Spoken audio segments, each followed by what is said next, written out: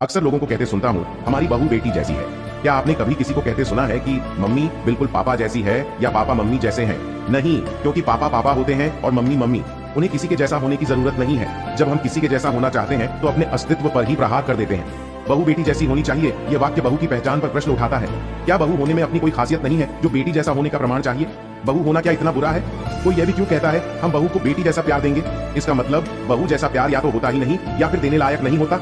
बहू बहू होती है और बेटी बेटी, इनकी तुलना करना बेबुनियाद है। बेटी घर में जन्म लेती है, बहू पराए घर से आती है, अपना बचपन कहीं पीछे छोड़ आती है। वो बेटी जैसी कैसे हो सकती है? और क्यों हो वो बेटी जैसी? जब वो कहते कि मैं बेटी जैसी हूँ, मैंने कहा मैं बचपन से तो किसी और की बेटी थी, अब अचानक स्टेटस कैसे बदलूं?